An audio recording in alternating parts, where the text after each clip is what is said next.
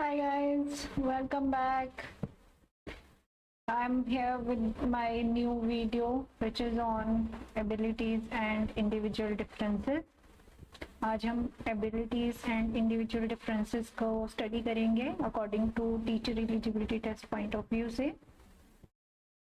देखिए हमारी क्लास में लगभग 40 स्टूडेंट्स बैठे होते हैं, ठीक है.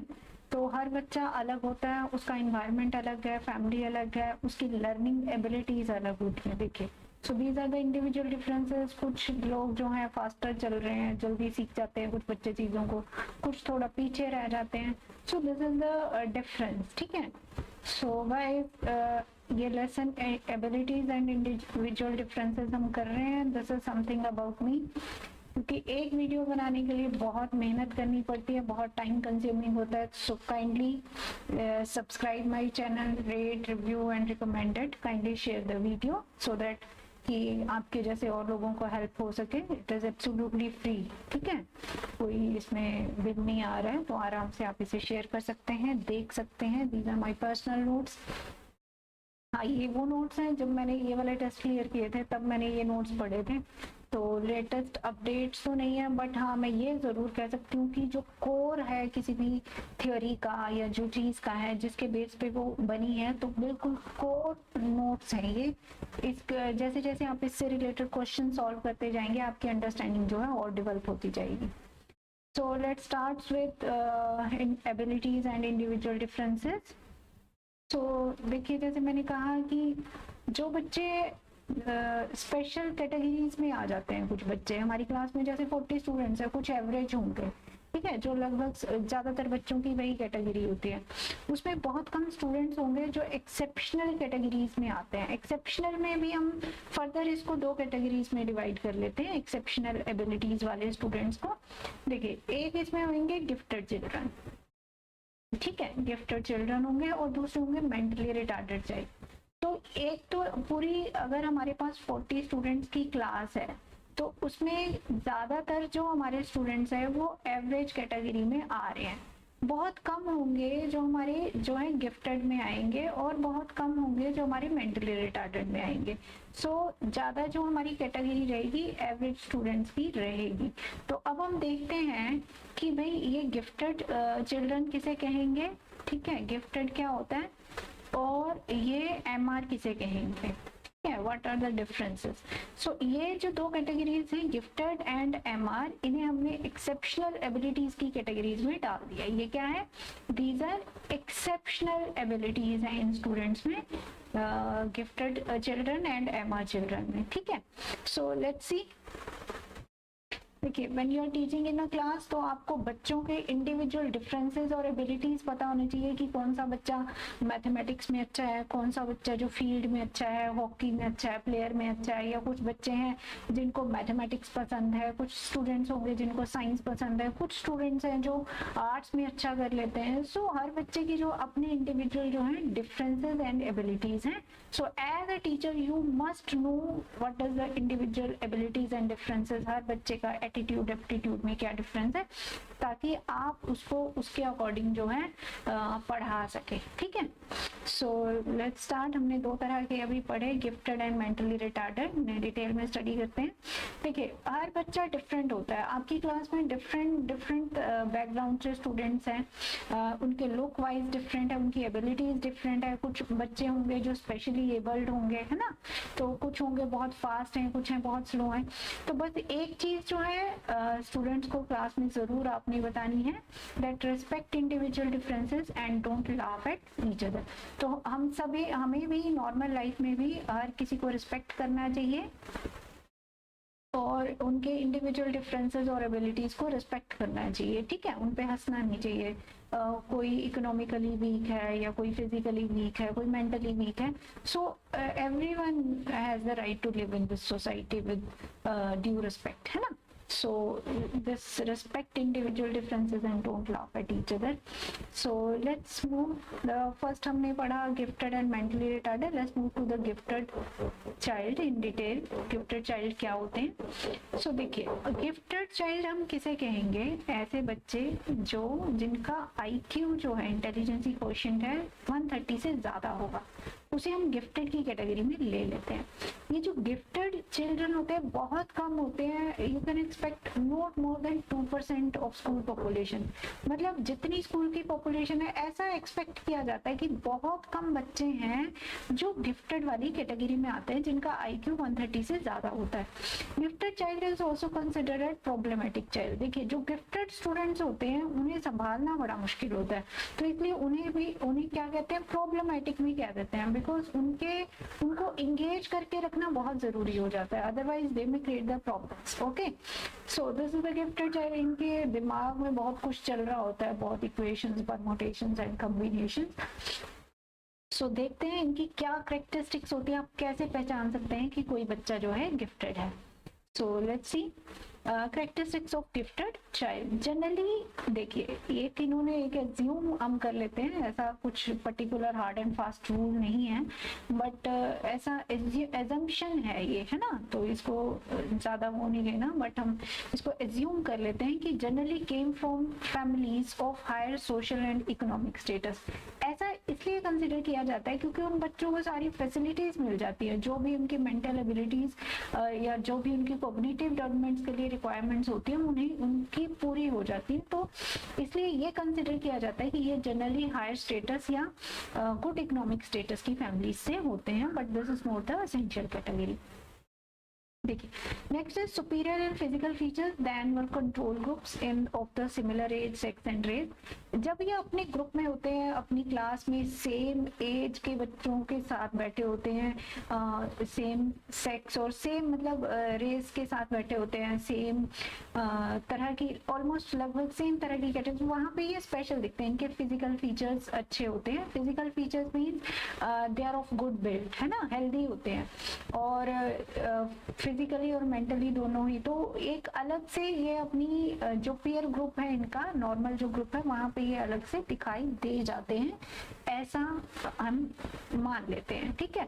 Next is educationally advanced beyond the average grade status of their age. So देखिए अपनी जो एज के स्टूडेंट्स हैं उनसे एजुकेशनली एडवांस होते हैं, उनसे पहले चीजों को समझ लेते हैं और जैसा सिखाया गया है वो आराम से प्रॉब्लम्स को जो है सॉल्व कर सकते हैं। सो ये एजुकेशनली एडवांस्ड होते हैं अपनी नॉर्मल जो पीयर ग्रुप है उनसे। So more interested in abstract than in manual activities. देखिए अगर उनको कुछ काम टास्क दिया गया है कि आपने स्टेप बाय स्टेप ये काम करना है, तो वो उस चीज के पीछे आइडिया ढूंढते हैं, एब्स्ट्रैक्ट आइडिया ढूंढते हैं कि ऐसा जो काम है वो क्यों करवाया गया, उस चीज को ओवरव्यू मतलब देखते हैं, बजाय कि जो दूसरे स्टूडेंट्स होंगे, नॉर्मल एवरेज स्टूडेंट्स हैं, उनको एक्टिविटी दी गई है कि आप ये परफॉर्म करें, उसके बाद आप ये परफॉर्म करें, ये परफॉर्म करें। बट ये जो गिफ्टेड चाइल्ड होगा ये चीजों को ब्रॉडर एस्पेक्ट से देखेगा, ठीक है।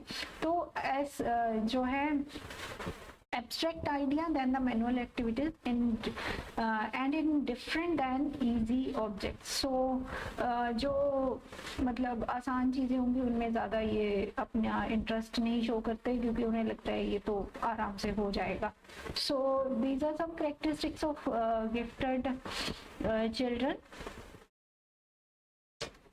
Some more characteristics of gifted children. So let's see. In playground their interest tended to be non-competitive. देखिए जब वो ग्राउंड में होंगे ना तो वो दूसरे बच्चों से compete नहीं करते है ना, क्यों? क्योंकि उन्हें लगता है कि ये शायद उनके कंपटीशन के लायक ही नहीं है। वो ऐसी गेम्स चूज करेंगे जिसमें वो उनकी थिंकिंग और अपने आप पे फोकस करके वो अपने आप को इम्प्रूव कर सके, है ना। और वो ऐसी कंपनीज को पसंद करते हैं कि अपने से बड़े बच्चों के साथ बैठेंगे, है ना, उनकी चीजें कि वो क्या काम कर रहे हैं, वो कैसी एक्टिविटीज कर रहे हैं, उनमें ज्यादा इंटरेस्ट होंगे, बड़े लोगों के साथ बैठेंगे, है ना, तो वो चीजों को जो है वहां से सीखते हैं। तो ये एक करेक्टरिस्टिक्स है। Next is in test and rating these able children were definitely superior to control the group, ठीक है। तो अपने जो पीयर ग्रुप है वहां से ये बेटर होते हैं, ठीक है, और उनको जो है लीड करने की इनकी एबिलिटी होती है। दे हैव एक्सटेंसिव वोकैब, देखिए ये एक और कैरेक्टरिस्टिक्स है। क्यों?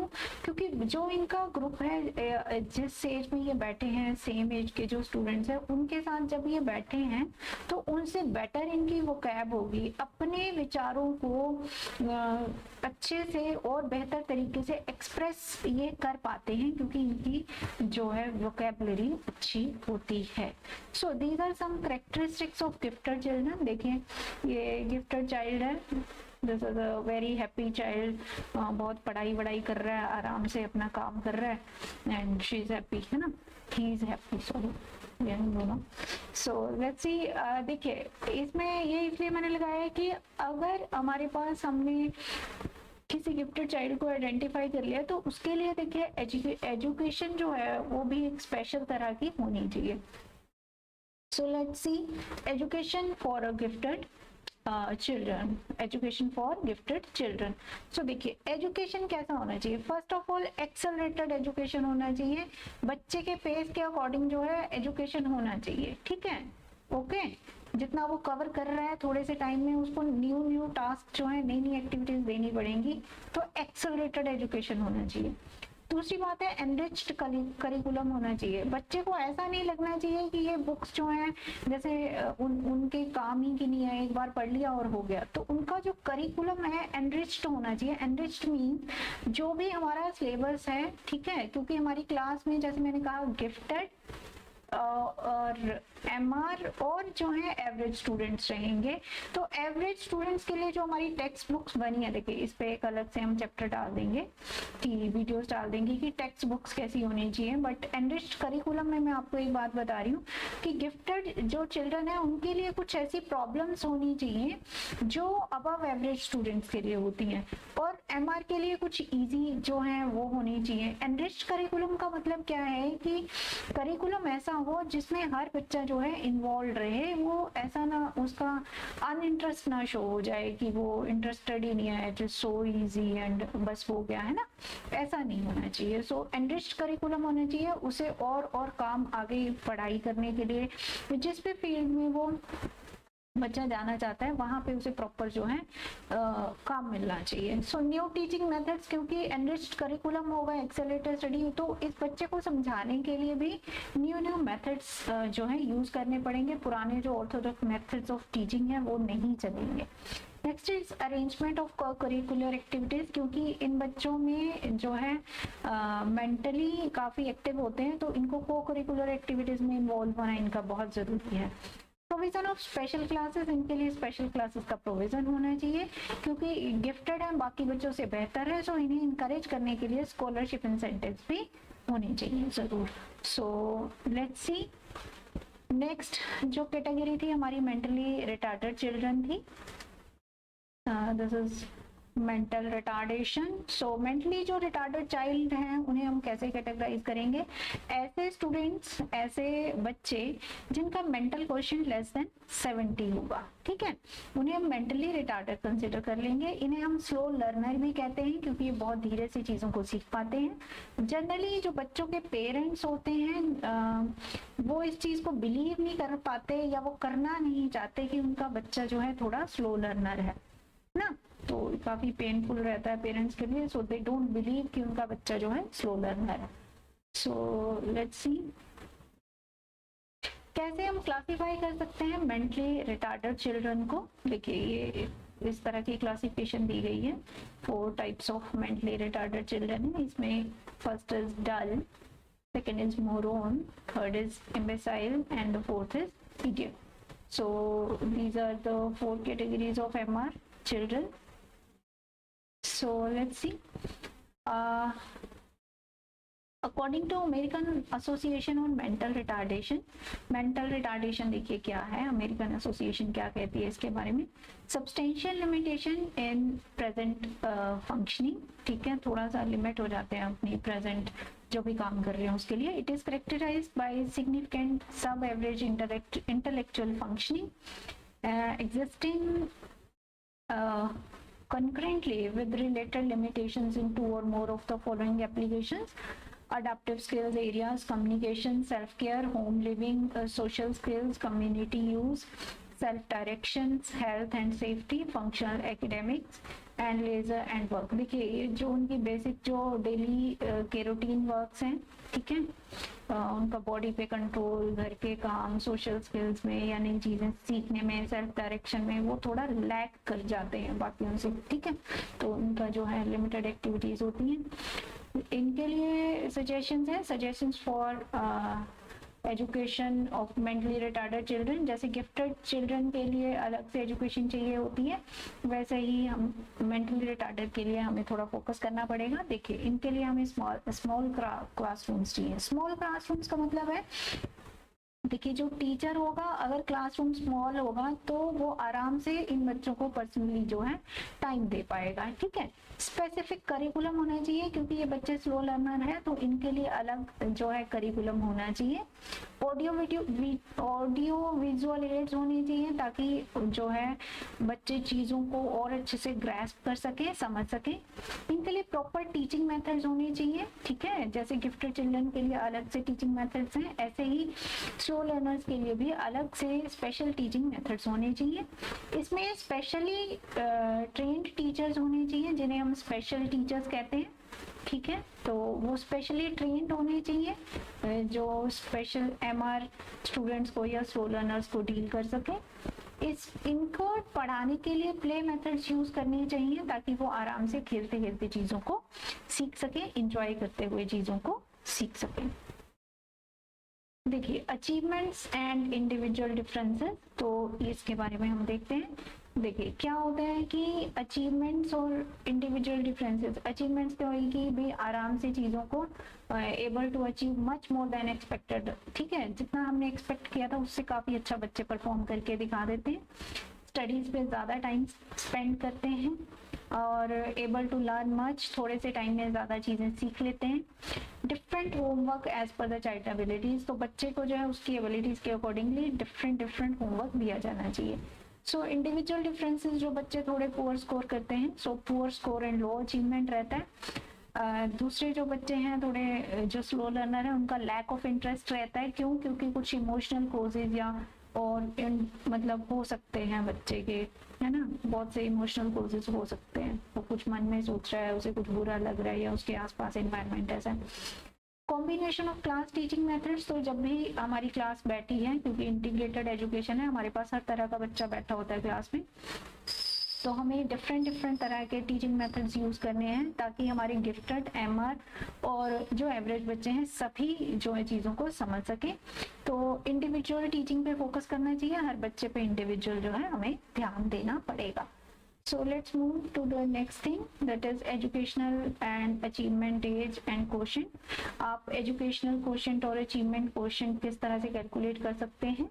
देखिए, what is educational quotient? Educational quotient is equal to, this is your educational quotient, ठीक है। This is equal to, हम educational जो age है into 100 divided by this is the real age। इस तरह से हम जो है बच्चे के एजुकेशनल क्वोशिएंट निकाल सकते हैं। और दूसरा है हमारा achievement quotient. Achievement quotient this is equal to educational age, बच्चे की एज के हिसाब से वो कौन सी क्लास में होना चाहिए, ठीक है, into 100 divided by mental as, वो किस जो है मेंटल एज पे है, कैसा वो परफॉर्म कर रहा है। This gives you the achievement quotient and this gives you the educational quotient. इस तरह से आप प्रॉब्लम सॉल्व कर सकते हैं, या डायरेक्ट क्वेश्चन भी आपको आ जाता है कि किस तरह से जो है आप एजुकेशनल एंड अचीवमेंट क्वोशिएंट जो है कैलकुलेट कर सकते हैं। सो देखिए कुछ specific type of individual differences हैं, कैसे कैसे डिफरेंसेस जो है ऑब्जर्व करे गए हैं।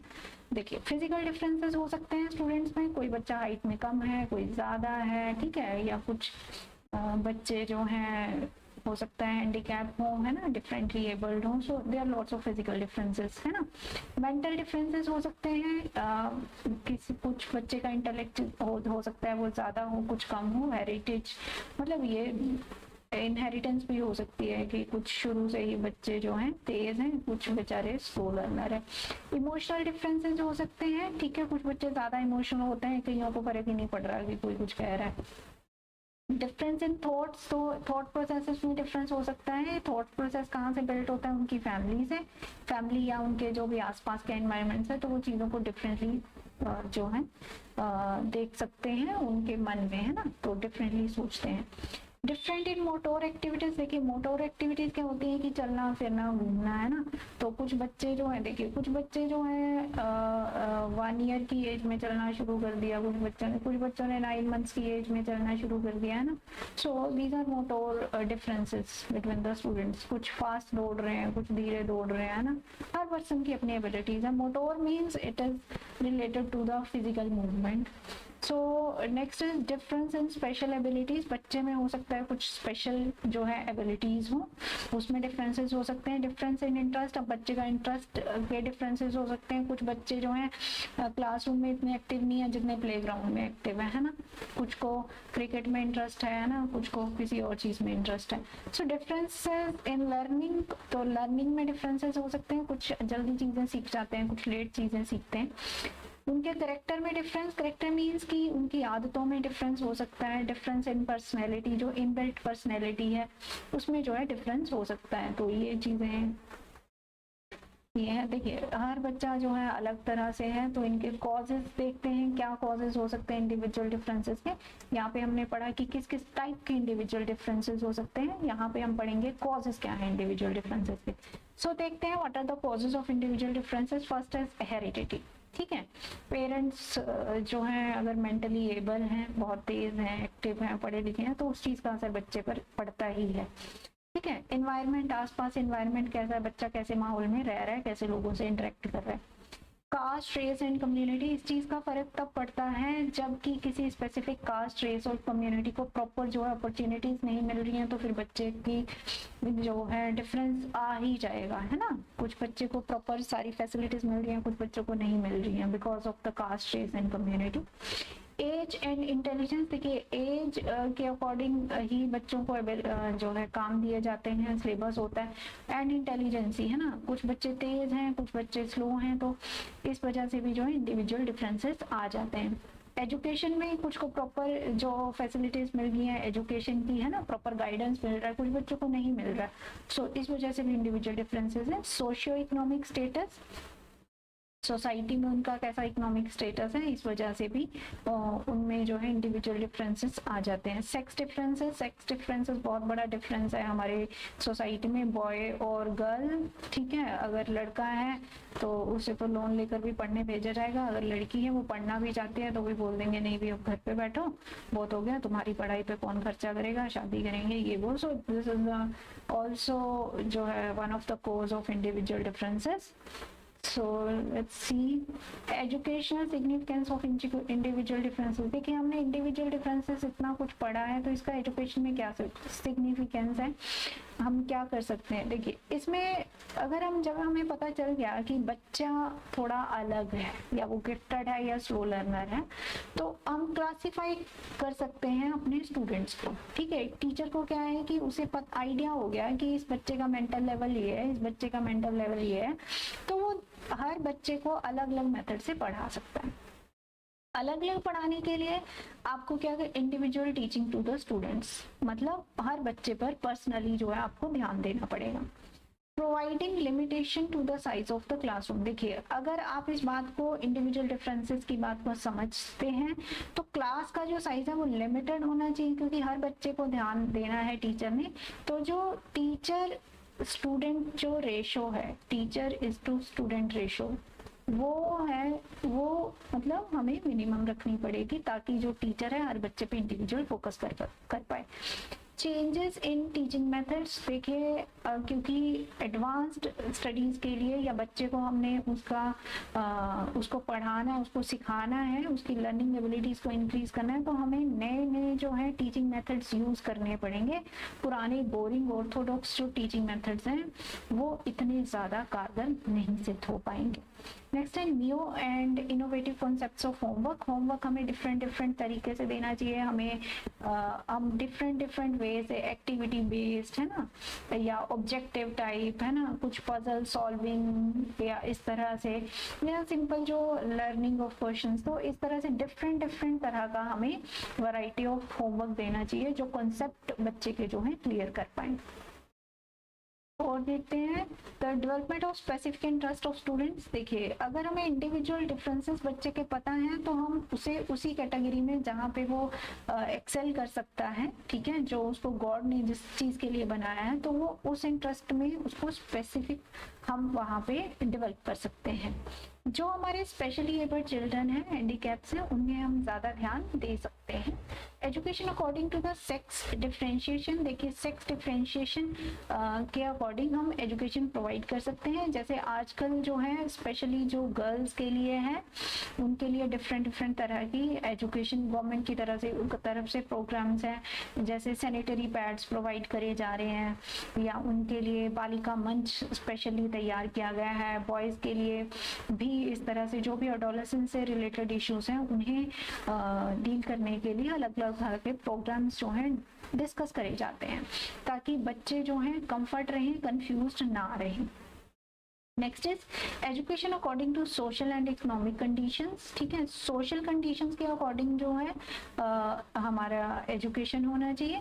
और डिफरेंशिएशन इन करिकुलम, जो भी हमारा सिलेबस है उसमें जो है थोड़ा डिफरेंस होना चाहिए। जैसे हम फर्स्ट क्लास के बच्चे के सिलेबस देखें और फिफ्थ क्लास का बच्चे के सिलेबस देखें तो एज के अकॉर्डिंग करिकुलम में डिफरेंस आ गया है ना। तो इसी तरह से अगर एक ही क्लास है, सपोज इट्स 7th क्लास, ठीक है, तो उसमें भी अगर हमारा कोई गिफ्टेड चाइल्ड है या एमआर चाइल्ड है, तो अगर हमें इंडिविजुअल डिफरेंसेस पता होंगे तो हम नई नई जो क्वेश्चंस है, एक्टिविटीज़ हैं, उनका जितना इजी हो सकता है या जितना भी वो मुश्किल हो सकता है, तो इस तरह से हम क्वेश्चंस बना के जो भी हमारे उस काबिल बच्चे हैं, जैसे इजी क्वेश्चंस जो हैं, एक्टिविटीज़ हैं, हम थोड़े स्लो लर्नर स्टूडेंट्स को दे सकते हैं। जो टफ टास्क और एक्टिविटीज़ हैं हम जो गिफ्टेड चिल्ड्रन को दे सकते हैं, और जो थोड़ी एवरेज चीज़ें होंगी वो हम नॉर्मल जो है हमारी क्लास में दे सकते हैं। तो इंडिविजुअल डिफरेंसेस पता होने पर हम हर बच्चे पर इंडिविजुअल फोकस कर सकते हैं और उसकी लर्निंग एबिलिटीज को इंक्रीज कर सकते हैं। So guys, this was all about abilities and individual differences. Friends, अगर आपको ये वीडियो पसंद आया प्लीज़ इसे रेट, रिव्यू, रिकमेंड करें and kindly subscribe to my channel. Kindly subscribe to my channel so that I may be encouraged more, मुझे अच्छा लगे और मैं और ऐसे वीडियोस, अपने नोट्स जो हैं आपके साथ शेयर कर सकूं और जो आपकी किसी ना किसी तरह से हेल्प कर सकें। Thank you guys, thank you so much.